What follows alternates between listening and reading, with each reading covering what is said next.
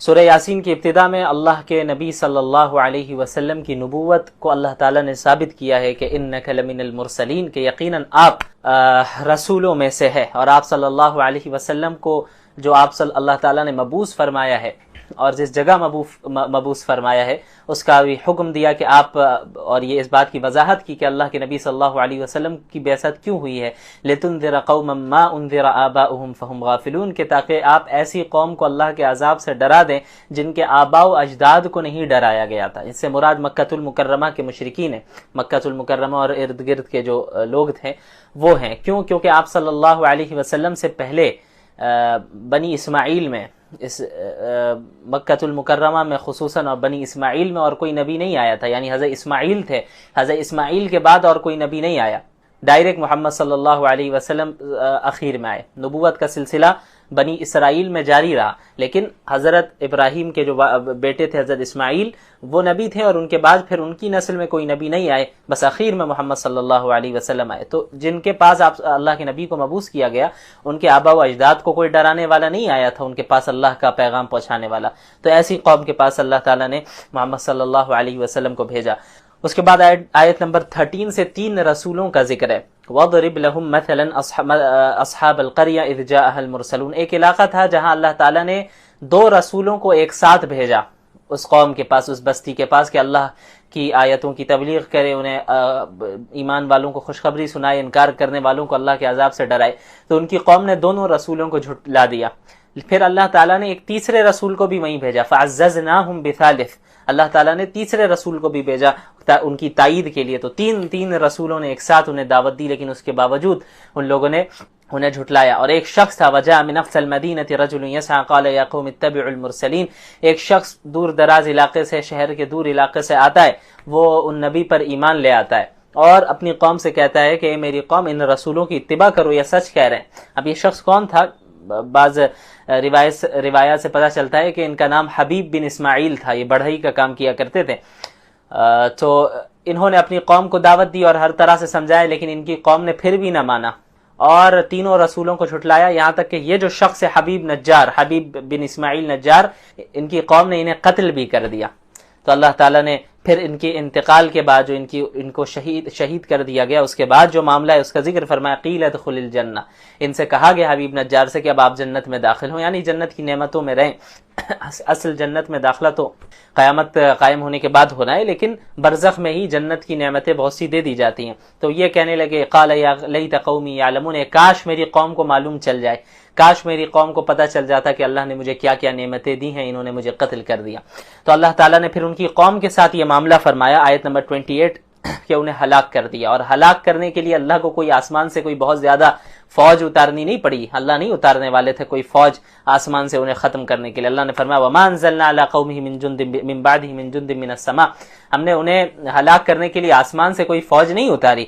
وَمَا كُنَّا مُنزِلِينَ، اور إِن كَانَتْ إِلَّا صَيْحَةً وَاحِدَةً، بس وہ ایک چیخ تھی، اللہ تعالیٰ نے ایک چیخ کے ذریعے پوری قوم کو ختم کر دیا، اور چیخ ماری، اور یعنی اللہ تعالیٰ نے حکم دیا ایک فرشتے کو کہ آپ چیخ لگائیں، اور اس فرشتے کی آواز سے، اس چیخ سے پوری قوم کے جو ہے وہ سینے پھٹ گئے، کلیجے پھٹنے لگے، اور وہ جو ہے سب کے سب مر گئے۔ تو اللہ تعالیٰ نے اس طرح صرف ایک چیخ کے ہی ذریعے پوری قوم کو ختم کر دیا، برباد کر دیا۔ تو اللہ تعالیٰ کے ساتھ مقابلہ کرنا اور اللہ سے یہ سمجھنا کہ ہم اللہ سے مقابلہ کریں گے اور غالب آ جائیں گے، یہ حماقت ہے، یہ بے وقوفی ہے۔ اللہ کا مقابلہ کون کر سکتا ہے؟ تو جو اللہ کی اطاعت کرے گا وہی کامیاب ہونے والا ہے۔ اس کے بعد آیت نمبر 65 میں اللہ تعالیٰ نے یہ بتایا، اليوم نختم علی افواہہم وتکلمنا ایدیہم وتشہد ارجلہم بما کانوا یکسبون، جو گنہگار ہوں گے، جو کفار ہوں گے، اللہ تعالیٰ ان کی زبان پر، ان کے منہ پر مہر لگا دے گا، اور ان کے اعضاء گواہی دیں گے۔ زبان سے تو ہو سکتا ہے وہ جھوٹ بولیں گے، بعض یہ بھی جھوٹ کہیں گے کہ بھئی وما کننا مشرکین، ہم تو شرک نہیں کیا کرتے تھے، لیکن اللہ ان کے منہ پر ان کی زبان پر مہر لگا دے گا، اور ان کے جو اعضاء ہوں گے، باڈی پارٹس ہوں گے، ہاتھ ہے، پیر ہے، یہ پارٹس گواہی دیں گے کہ بھئی یہ گناہ کیا کرتے تھے۔ پھر آیت نمبر 69 میں مشرکین کی تردید کی گئی ہے کہ مشرکین آپ صلی اللہ علیہ وسلم کے متعلق یہ بھی کہا کرتے تھے کہ अलियाज़ु बिल्लाह ये शेर व शायरी करते हैं। तो अल्लाह ने फरमाया वमा अल्लमनाहु शिअरा वमा यंबग़ी लह, हमने मोहम्मद सल्लल्लाहु अलैहि वसल्लम को शेर व शायरी की तालीम नहीं दी और उनकी ये शान के लायक भी नहीं है कि वो शेर व शायरी करे, बल्कि ये तो इन हुवा इल्ला ज़िक्रुन व कुरानुम मुबीन, ये तो निहायत वाज़े नसीहत और खुला हुआ कुरान करीम है। उसके बाद आयत नंबर 77 में अल्लाह ने अपनी इंसान की तख्लीक की तरफ और उसकी जो इब्तिदाई तख्लीक का मरहला है उसकी तरफ गौर करने का हुक्म दिया। वलम यरल इंसानु अन्ना खलक़नाहु मिन नुत्फ़ा फ़इज़ा हुवा ख़सीमुम मुबीन। मक्का मुकर्रमा में एक शख्स था, मुशरिक शख्स था, आस बिन वाइल के नाम से। वो एक मरतबा आप सल्लल्लाहु अलैहि वसल्लम के पास आता है और बोसीदा हड्डी लेकर आता है और उस बोसीदा हड्डी को वो बिल्कुल रेजा रेजा कर देता है और कहता है मजाक उड़ाते हुए कि अल्लाह इसको भी दोबारा ठीक कर देगा, अल्लाह इसे भी दोबारा जिंदा कर देगा। तो अल्लाह ने फरमाया कि एक ऐसा शख्स है अपनी तख्लीक पर गौर करे, अपनी क्रिएशन पर गौर करे। एक पानी के एक नुत्फे से अल्लाह ताला ने इसे बनाया, इसकी हैसियत क्या थी, और आज जब जो है ये अल्लाह ने इसे ताकत दे दी, अब इंसान का ढांचा उसके जिस्म तैयार है और वो उसके अंदर कुव्वत है, बात कर सकता है, चल सकता है, फिर सकता है, तो अल्लाह ही से लड़ रहा है वो। जो अल्लाह एक नुत्फे से पूरे इंसान को बनाने पर कादिर है, वही अल्लाह इस इंसान के मरने और गलने के बाद दोबारा जिंदा करने पर क्या इसे कादिर नहीं है? बिल्कुल कादिर है। उसके बाद सूरत उस-साफ़ात की इब्तिदा होती है।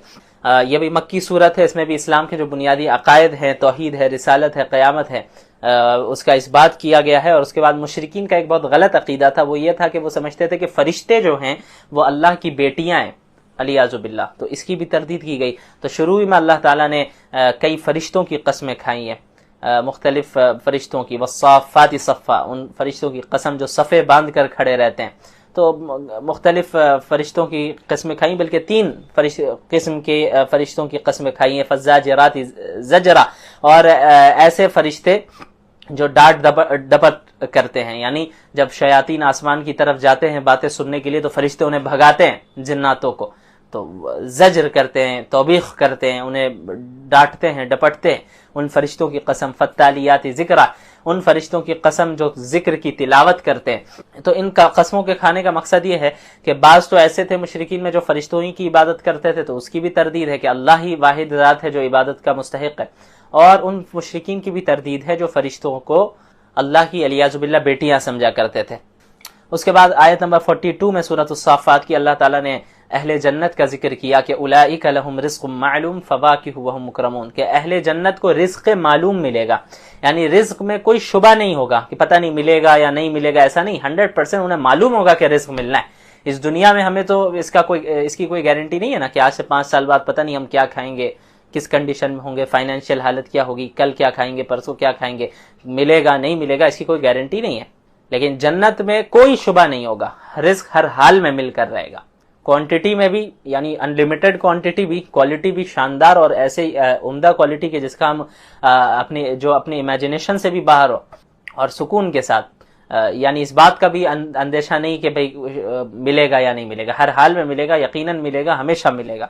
उसके बाद अहले जहन्नम का जिक्र है कि अज़ालिका खैरुन नुज़ुलन शजरतु ज़क़ूम 63 में आयत नंबर के, इसमें अहले जन्नत जहन्नम के खाने का जिक्र है कि जो ज़क़ूम का दरख्त है वो उनका खाना होगा, जो कि बहुत ही बदबूदार और निहायत कड़वा और दिखने में भी बहुत अजीब व गरीब होता है। उन्हें ज़बरदस्ती वो खाएंगे, भूख की आलम होगी, ये हालत होगी कि वो जो है ज़बरदस्ती उसे खाएंगे, खाना पड़ेगा, और वो हलक में अटक जाएगा वो फल।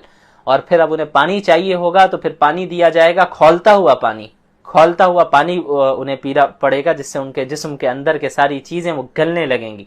अल्लाह ताला हम लोगों की हिफाजत फरमाए। उसके बाद आयत नंबर 75 से मुख्तलिफ अंबिया अलैहिमुस्सलातु वस्सलाम का जिक्र शुरू हो रहा है। हज़रत नूह, हज़रत इब्राहीम, हज़रत मूसा, हज़रत हारून, हज़रत लूत, हज़रत यूनुस अलैहिमुस्सलातु वस्सलाम के वाक़यात बताए गए। हज़रत नूह अलैहिस्सलातु वस्सलाम ने 950 साल तक दावत दी, लोगों ने नहीं माना, उन्होंने दुआ की तो अल्लाह ने उनकी दुआ को कबूल फरमाया और हुक्म दिया कि कश्ती बनाए और कश्ती में आप और मोमिनीन सवार हो जाएं। अल्लाह ने बाकी कौम को, कुफ़ार को हलाक किया। फिर जब तूफ़ान ख़त्म हो गया और नूह अलैहिस्सलाम और मोमिनीन ज़मीन में आए, तो फिर अब जो नस्ल इंसानी चली है हज़रत नूह अलैहिस्सलातु वस्सलाम से, उनके 3 बेटों से चली है। एक का नाम साम था, एक का नाम हाम था और तीसरे का नाम याफिस था। उसके बाद आयत नंबर 83 से हज़रत इब्राहीम का जिक्र है, वइन्न मिन शिअतिही लइब्राहीम, के हज़रत इब्राहीम भी हज़रत नूह के ग्रोह में से ही थे, उनकी जमात में से ही थे। क्या मतलब? अंबिया की जमात में से थे और अकायद दोनों के सेम थे, दोनों तौहीद के कायल थे, अल्लाह के नबी थे। تو انہوں نے بھی اپنی قوم کو سمجھایا کہ بھئی ایسی چیز کی کیوں عبادت کرتے ہو جو تمہیں دیکھ نہیں سکتی اور تمہیں سن نہیں سکتی، تمہاری مدد نہیں کر سکتی، تمہیں کوئی نقصان نہیں پہنچا سکتی، ایسی چیز کی عبادت نہیں کرو۔ پھر جو بھی واقعہ ہے 17ویں پارے میں جو گزرا کہ کس طرح انہوں نے بتوں کو ہلاک کر کے یہ ثابت کیا، بتایا کہ بھئی جو خود کی مدد نہیں کر سکتا تم اس کی عبادت کیسے کرتے ہو۔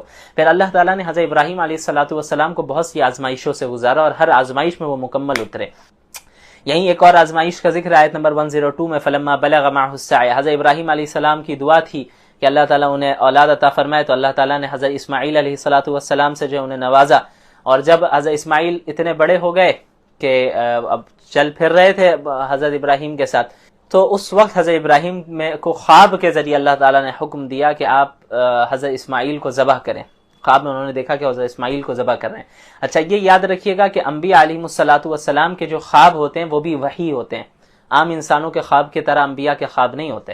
یعنی ایک عام انسان جو خواب دیکھتا ہے اس کی کئی مختلف چیزیں ہو سکتی ہیں، یعنی اللہ کی طرف سے بھی وہ خواب ہو سکتا ہے، شیطان کی طرف سے بھی وہ خواب ہو سکتا ہے، اور جو انسان دن بھر سوچتا رہتا ہے اس کے نتیجے میں بھی خواب وہ دیکھ سکتا ہے۔ لیکن انبیاء کے جو خواب ہوتے ہیں وہ 100% وحی ہوتے ہیں، ان میں کوئی شبہ یا کسی دوسری چیز کا شائبہ نہیں ہوتا۔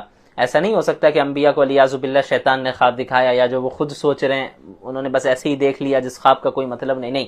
انبیاء علیہ السلام کے جتنے خواب ہوتے ہیں وہ وحی ہوتے ہیں، اللہ کی طرف سے ہوتے ہیں۔ تو حضرت ابراہیم نے جب دیکھا کہ بھئی حضرت اسماعیل کو وہ ذبح کر رہے ہیں تو وہ سمجھ گیا کہ اللہ رب العالمین اس طرف اشارہ فرما رہے، تو حضرت اسماعیل سے اپنے بیٹے سے انہوں نے پوچھا کہ میں ایسا دیکھ رہا ہوں۔ تو حضرت اسماعیل بھی آپ یقیناً حضرت ابراہیم کے بیٹے تھے، تو انہوں نے کیا کہا کہ یا ابت افعل ما تؤمر، کہ میرے والد آپ کو جو حکم دیا جا رہا ہے آپ وہ کر لیں، میں صبر کروں گا۔ تو پھر اب آپ اندازہ لگائیں اپنے بیٹے کو ذبح کرنا یہ کوئی معمولی بات نہیں ہے۔ حضرت ابراہیم علیہ السلام حضرت اسماعیل کو لے گئے اور انہوں نے زمین پر لٹایا، اور جو تفصیلی واقعہ ہے پھر ذبح نہیں ہوئے وہ، بلکہ اللہ تعالیٰ نے جنت سے مینڈھا بھیجا اور پھر ان کے حضرت اسماعیل بچ گئے اور مینڈے کو ذبح کیا گیا۔ تو چونکہ اصل حضرت ابراہیم کا امتحان لینا تھا، انسان کو بیٹے کو ذبح کرانا مقصد نہیں تھا، حضرت ابراہیم کا امتحان لینا تھا کہ اور ان کے امتحان کے ذریعے پوری امت کو اور پوری انسانیت کو پیغام دینا تھا کہ حضرت ابراہیم وہ ہے جنہوں نے ہر آزمائش میں جو ہے کامیابی کے ساتھ وہ ڈٹے رہے اور تمام آزمائش میں وہ پورے اترے، اللہ کے لیے انہوں نے سب کچھ قربان کرنے کے لیے وہ تیار ہو گئے۔ بہرحال اس کے بعد آیت نمبر 139 سے حضرت یونس کا ذکر علیہ السلام۔ حضرت یونس کے متعلق بھی بتایا تھا، انہوں نے اپنی قوم کو دعوت دی، ان کی قوم نے انکار کیا، تو انہوں نے اپنی قوم سے کہا کہ 3 دن کے بعد عذاب آنے والا ہے۔ تو جس دن عذاب آنے والا تھا اس سے 1 رات پہلے ہی حضرت یونس اللہ کے حکم آنے سے پہلے ہی اپنی بستی سے نکل گئے، تو اللہ تعالیٰ نے عتاب نازل کیا اور حضرت یونس علیہ السلام سمندر میں گئے اور پھر وہاں پر ایک مچھلی کے پیٹ میں رہے، پھر تسبیح انہوں نے اس کا تسبیح جاری رکھی اور اللہ تعالیٰ نے پھر ان کی حفاظت فرمائی۔ اس کے بعد آیت 149 میں ہے فاستفتہم لربک البنات ولہم البنون۔ دیکھیں مشرکین جو ہے نا فرشتوں کے متعلق کیا کہتے تھے کہ اللہ کی بیٹیاں علیاذ باللہ، لیکن ان کے گھر میں جب کوئی خود بیٹی پیدا ہو جاتی تو منہ چھپائے پھرتے، ان بیٹیوں کو زندہ دفنا دیتے تھے، یعنی خود کے یہاں بیٹی پیدا ہونے کو عار اور ذلت محسوس کرتے تھے علیاذ باللہ۔ تو اللہ نے فرمایا کہ ایک طرف تو تم بیٹیوں کو عار اور ذلت سمجھتے ہو کہ تمہارے یہاں اگر کوئی بیٹی پیدا ہو جائے اسے تم عار اور ذلت سمجھتے ہو، اور پھر فرشتوں کو بیٹیاں ہی بنا کے اللہ کی طرف منسوب کر رہے ہو، یعنی جو تم نے اپنے لیے پسند نہیں کیا اس چیز کو اللہ کی طرف کیسے منسوب کر سکتے ہو؟ یعنی حقیقت میں تو جینڈر کے اعتبار سے بیٹے اور بیٹی میں فرق نہیں ہے، بلکہ بیٹیوں کے تو پیدا ہونے کے بہت سے فضائل ہیں، لیکن اگر تم اسے برا سمجھتے ہو یہ تو غلط ہے اپنی جگہ پہ، لیکن اس پر یہ جو دوسرا جرم تم نے کیا کہ جو چیز تم نے اپنے لیے غلط سمجھا ہے جس چیز کو، اسی کو اللہ کی طرف منسوب کر دیا کہ فرشتے اللہ کی بیٹیاں ہیں علیاذ باللہ۔ تو اللہ تو اس چیز سے پاک ہے کہ تم جو کچھ بھی اللہ کے متعلق کہہ رہے ہو، جیسا کہ اخیر میں اللہ نے فرمایا 180 181 182 میں سبحان ربک رب العزت عما یصفون وسلام علی المرسلین والحمد للہ رب العالمین، کہ اللہ رب العالمین جو آپ کا رب ہے، عزت والا رب ہے، وہ ان تمام برائیوں سے عیبوں سے پاک ہے جو وہ اللہ کی طرف منسوب کر رہے ہیں۔ اللہ کو کسی اولاد کی ضرورت نہیں، والدین کی ضرورت نہیں، بیویوں کی ضرورت نہیں، کسی کی ضرورت نہیں۔ اللہ کسی بھی مخلوق کا یا کسی اور کا جو ہے اللہ تعالیٰ جو ہے وہ پابند نہیں ہے، محتاج نہیں ہے۔ وسلام علی المرسلین، اور تمام رسولوں پر سلامتی ہو، والحمد للہ رب العالمین، اور تمام تعریفیں اللہ رب العالمین کے لیے۔ اس کے بعد سورہ صاد کی ابتدا ہوتی ہے۔ آیت نمبر 5 میں دیکھیں اجعل الآلہۃ الہا واحدا ان ھذا لشیء عجاب۔ جناب ابو طالب نبی کریم صلی اللہ علیہ وسلم کو سپورٹ کرتے آ رہے تھے، رشتہ داری کا حق ادا کرتے آئے۔ مشرکین مکہ ان کے پاس پہنچے، انہوں نے کہا کہ آپ محمد کو روکیں کہ وہ ہمارے بتوں کے خلاف نہ کہیں، برا بھلا نہ کہیں. اگر وہ برا بھلا کرنے سے جو ہے رک جاتے ہیں تو پھر جو ہے ٹھیک ہے، ہم ان کے ساتھ معاہدہ کریں گے، صلح کر لیں گے، ہم انہیں تسلیم کریں گے، لیکن اگر یہ نہیں باز آتے تو ہم سخت مقابلہ کریں گے. تو جناب ابو طالب نے اللہ کے نبی صلی اللہ علیہ وسلم کے پاس اس بات کو پہنچایا تو انہوں نے یہ کہا کہ میں تو ان کے سامنے ایک ایسی بات پیش کر رہا ہوں کہ اگر انہوں نے اس بات کو قبول کر لیا تو عرب و عجم ان کے سامنے جھک جائیں گے. وہ بات کیا ہے؟ وہ توحید کی بات ہے کہ ایک اللہ کی عبادت کرو. تو وہ سب کہنے لگے کہ اجعل الالہۃ الہ واحدہ، کہ تمام خداؤں کو چھوڑ کر یہ ایک خدا بنا رہا ہے، یعنی تمام خداؤں کو ایک خدا بنا دے رہا ہے. یہ تو بڑی عجیب بات ہے، یہ تو بڑے تعجب کی چیز ہے. تو اللہ نے ان کا ذکر کیا کہ ان کے لیے کتنے بڑے تعجب کی یہ بات تھی کہ بھئی وہ جو کئی خداؤں اور کئی بتوں کی عبادت کرتے تھے اس کو چھوڑ کر ایک اللہ کی عبادت کرنا انہیں عجیب نظر آ رہا تھا. بہرحال سورہ حضرت داؤد حضرت سلیمان علیہ السلام کا ذکر ہے. وَوَهَبْنَا لِدَاوُودَ سُلَيْمَانَ آیت 30-31، کہ ہم نے داؤد علیہ السلام کو سلیمان دیا، بیٹے تھے وہ. نعم العبد انہ اواب. حضرت سلیمان کا ذکر ہے علیہ السلام کہ ایک مرتبہ انہوں نے جو ہے ان کے پاس جنگ اور جہاد کے لیے بہت سارے عمدہ قسم کے گھوڑے رکھے ہوئے تھے. تو ایک مرتبہ حضرت سلیمان علیہ السلام گھوڑوں کا معائنہ کر رہے تھے کہ اسی میں مشغول ہو کر عصر کی نماز ان کی چھوٹ گئی. تو انہیں بڑا افسوس ہوا اور پھر اس کے بعد انہوں نے تمام گھوڑوں کو اللہ کے راستے میں قربان کر دیے. اس کے بعد آیت نمبر 41 میں حضرت ایوب کا ذکر ہے. وَاذْكُرْ عَبْدَنَا أَيُّوبَ إِذْ نَادَىٰ رَبَّهُ أَنِّي مَسَّنِيَ الشَّيْطَانُ بِنُصْبٍ وَعَذَابٍ. حضرت ایوب کو ایک بہت ہی زبردست بیماری لاحق ہوئی تھی اور بہت آزمائش میں مبتلا تھے. یہ ان کا سارا ساز و سامان، گھر بار سب کچھ ختم ہو چکا تھا، اب بیماری میں مبتلا تھے اور ان کی یہاں ان کی شفا کا بیان ہو رہا ہے. حضرت ایوب علیہ السلام نے یہ اللہ سے دعا کرتے رہے، صبر سے کام لیتے رہے. پھر اللہ تعالیٰ نے انہیں حکم دیا کہ آپ زمین پر اپنا پاؤں مارے، وہاں سے چشمہ نکلے گا. تو وہاں سے چشمہ جاری ہوا پانی کا. تو اللہ تعالیٰ نے حکم دیا کہ اسی پانی کو پئیں اور اس سے جو ہے آپ نہائیں بھی، انشاءاللہ جو ہے اس سے یقیناً آپ کو صحت ملے گی. تو اللہ تعالیٰ کے حکم سے وہ بیماری کی حالت سے ٹھیک ہو گئے، یعنی انہیں صحت مل گئی. لیکن ایک مرتبہ ہوا یوں کہ ان کی جو اہلیہ تھیں حضرت ایوب علیہ السلام کی، وہ بہت مخلص تھیں اور بہت ان کی دیکھ ریکھ اور خیال رکھا کرتی تھی. تو اب کئی سالوں سے جو ہے یہ بیمار تھے، تو شفا انہیں نہیں مل رہی تھی، تو بہت پریشان تھی. تو اچھا، یہ جو میں ایک واقعہ بتا رہا ہوں ابھی، اس میں مختلف اقوال ہیں مفسرین کے، بعض نے اور بھی واقعات بتائیں. ہوا یہ کہ حضرت ایوب کی اہلیہ کے پاس شیطان ایک طبیب کی شکل میں آیا، ڈاکٹر کی شکل میں، اور اس نے یہ کہا کہ دیکھو میں شفا دے دوں گا اس کو، میں ٹھیک کر دوں گا، لیکن جب یہ ٹھیک ہو جائے شرط یہ ہے کہ اسی وقت میں اس کا علاج کروں گا. جب یہ ٹھیک ہو جائے تو تمہیں یہ کہنا ہے کہ ڈاکٹر نے شفا دی ہے، طبیب نے شفا دی ہے. ایک واقعہ تو یہ بیان کیا جاتا ہے، مفسرین نے بیان کیا. اس کے علاوہ اور بھی واقعات ہیں جو اس آیت کی تفسیر میں بیان کیے گئے ہیں. بہرحال میں ابھی یہاں پہ ایک ہی بتا رہا ہوں. تو حضرت ایوب کی جو اہلیہ تھی وہ حضرت ایوب کے پاس آئی اور انہوں نے انہیں بتایا کہ یہ معاملہ ہے. تو حضرت ایوب ناراض ہو گئے کہ یہ تو شیطان ہمیں شرک میں مبتلا کرنا چاہ رہا ہے، کیونکہ شفا دینا تو یہ اللہ کا کام ہے. یعنی وہ ڈاکٹر طبیب نہیں تھا وہ، بلکہ شیطان تھا. وہ آیا تھا اس لیے کہ ہم شفا کی نسبت شیطان کی طرف کر دیں، ڈاکٹر کی طرف کر دیں، حالانکہ شفا دینا یہ کون دیتا ہے؟ اللہ دیتا ہے. تو حضرت ایوب بہت ناراض ہو گئے ان کی اہلیہ پر کہ کیوں ایسا معاملہ کیا. تو انہوں نے کہا کہ اگر میں ٹھیک ہو گیا تو تمہیں 100 کوڑے ماروں گا میں. حضرت ایوب علیہ السلام نے یہ کہا اس وقت غصے میں. تو بعد میں جب حضرت ایوب علیہ السلام ٹھیک ہو گئے تو اب انہیں جو ہے وہ بڑے تردد میں پڑ گئے کہ اب میں کیا کروں.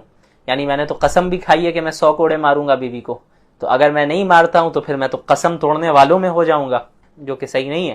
اور دوسری طرف اگر میں ماروں تو پھر یہ میری مخلص بیوی ہے، اسے میں کیوں تکلیف پہنچاؤں، اسے تکلیف پہنچانا بھی تو صحیح نہیں ہے میرے لیے. تو اب میں کیا کروں؟ تو یہ وفادار بیوی ہے. تو اللہ تعالیٰ نے انہیں کہا کہ وَخُذْ بِيَدِكَ ضِغْثًا فَاضْرِب بِهِ وَلَا تَحْنَثْ إِنَّا وَجَدْنَاهُ صَابِرًا نِعْمَ الْعَبْدُ إِنَّهُ أَوَّابٌ. اللہ تعالیٰ نے ایک ہیلا انہیں بتایا، وہ یہ کہ آپ 100 چھوٹی چھوٹی لکڑیاں لے رہے، 100 چھوٹی چھوٹی لکڑیاں لے لیں اور پھر سب سے ایک بار میں ہلکا سا یوں آپ مار دیں، آپ کی قسم پوری ہو جائے گی. تو اللہ تعالیٰ نے فرمایا کہ انا وجدناہ صابر، ہم نے حضرت ایوب علیہ السلام کو صبر کرنے والا پایا. نعم العبد، کیا ہی بہترین وہ بندے تھے. انہ اواب، اور وہ یقیناً اللہ کی طرف بار بار لوٹنے اور رجوع کرنے والے تھے. اس کے بعد سورۃ الزمر کی ابتدا ہوتی ہے. زمر میں 2 گروہوں کا ذکر ہے، اہل جنت اور اہل جہنم کا، اس لیے اس سورت کو زمر کہتے ہیں. زمر گروہ کو کہا جاتا ہے، گروپ کو. تو اس میں مشرکین کا غلط عقیدے کی تردید ہے. سب سے پہلے کہ مشرکین دیکھیں ایک اللہ پر ایمان رکھتے تھے، لیکن وہ یہ سمجھتے تھے کہ اس اللہ نے پوری کائنات کو بنایا لیکن کائنات کو چلانے کا جو نظام ہے، مختلف سسٹمز کو، مختلف چیزوں کے مختلف نظام کو مختلف چھوٹے چھوٹے خداؤں کے حوالے کر دیا اللہ نے. تو وہ کہتے ہیں کہ ہم ان چھوٹے خداؤں کی عبادت اس لیے کرتے ہیں، ان بتوں کی، چھوٹے خداؤں کی عبادت اس لیے کرتے ہیں تاکہ یہ اصل اللہ کی طرف تقرب کا ذریعہ بنے، یہ وسیلہ بن جائے ہمارے لیے، اور یہ سفارشی بن جائے اللہ کے یہاں، اس لیے ہم ان کی عبادت کرتے ہیں. تو اللہ تعالیٰ نے ان کی تردید کی کہ یہ کیسا بکواس عقیدہ ہے کہ اللہ نے پوری کائنات کو بنایا اور اللہ ہی یقیناً پوری کائنات کو چلا رہا ہے، اللہ کسی اور چھوٹے خداؤں کا محتاج نہیں ہے. لہٰذا دعا بھی صرف اللہ سے مانگنی ہے، اللہ سے تقرب ڈائریکٹ حاصل کرنا ہے. اس کے بعد آخر میں اللہ نے فرمایا آخری صفحے میں فمن شرح اللہ صدرہ للاسلام فهو علی نور من ربی، کہ اللہ تعالیٰ جب کسی شخص کے سینے کو اسلام کے لیے کھول دیتا ہے تو وہ اللہ کی جانب سے ایک نور پر ہوتا ہے، ایک روشنی پر ہوتا ہے، اس روشنی سے وہ حق اور باطل کے درمیان تمیز کر پاتا ہے. اس کے بعد آیت نمبر 29 میں اللہ تعالیٰ نے ایک موحد یعنی ایک اللہ پر ایمان لانے والا اور مشرک جو کئی سارے خداؤں کو پوجتا ہے اس کے درمیان جو ہے فرق بتایا مثال کے ذریعے. ضرب اللہ مثلا رجلا فیہ شرکاء متشاکسون ورجلا سلما لرجل هل یستویان مثلا. اب ایک غلام ہے، ایک ایسا غلام ہے، ایک ایسا سلیو ہے جس کو کئی سارے لوگوں نے مل کر خریدا ہے. جب سلیوری کا دور تھا تو ایسا بھی ہوتا تھا کہ ایک شخص نے ایک غلام کو خود ہی خریدا یا 2-4 لوگ مل کر ان لوگوں نے ایک غلام کو خریدا ہے. تو اللہ نے مثال دی کہ ایک ایسا غلام ہے جس کے کئی سارے مالک ہو، ایک سے زائد مالک ہو، تو وہ غلام پریشان رہتا ہے، اس کو ذہنی سکون نہیں ملتا. کبھی اس مالک کی بات سن رہا ہے، کبھی اس مالک کی بات سن رہا ہے، کبھی اس کی بات سن رہا ہے، اس کا بھی خیال رکھو، اس کا بھی خیال رکھو، اس کا بھی خیال رکھو. لیکن وہ غلام جس کا مالک صرف ایک ہے تو اسے زیادہ پریشانی اور زیادہ ٹینشن نہیں ہوتا، بس وہ ایک مالک جو کہہ رہا ہے اس کو وہی ماننا ہے، بس اسی کا خیال رکھنا ہے، اسی کی بات سننی ہے. تو یہی فرق ہے ایک مشرک اور مومن میں. ایک مشرک جب ایک سے زائد خداؤں کی عبادت کرتا ہے تو وہ پریشان رہے گا کہ بھائی کبھی اس خدا کی بات مان رہا ہے، کبھی اس کے سامنے جھک رہا ہے، کبھی فلاں دیوی کے سامنے جھک رہا ہے، کبھی فلاں شخص کے سامنے جھک رہا ہے، کبھی فلاں بت کے سامنے جھک رہا ہے، کبھی اس کو خوش کرنے کی کوشش کر رہا ہے، کبھی اس کو خوش کرنے کی کوشش کر رہا ہے، کبھی اس کو خوش کرنے کی کوشش کر رہا ہے. لیکن جو مومن ہے، موحد ہے، جو ایک اللہ پر ایمان رہتا ہے، وہ صرف ایک اللہ کی اطاعت کرتا ہے، اسے کوئی پرواہ نہیں ہے، کوئی فکر نہیں ہے پوری دنیا جو کر رہی ہے کرتے رہے، جو کچھ کہتے رہے، اسے تو بس ایک اللہ کو راضی کرنا ہے. وہ بس ایک اللہ کا غلام ہے، وہ ایک اللہ جو حکم دے گا بس اسی کی ماننا ہے، اسی کی سننا ہے. 10 لوگوں کی طرف جانا نہیں ہے، 10 لوگوں کے سامنے نہیں جھکنا ہے. موحد جو ہے وہ صرف اللہ کے سامنے جھکتا ہے.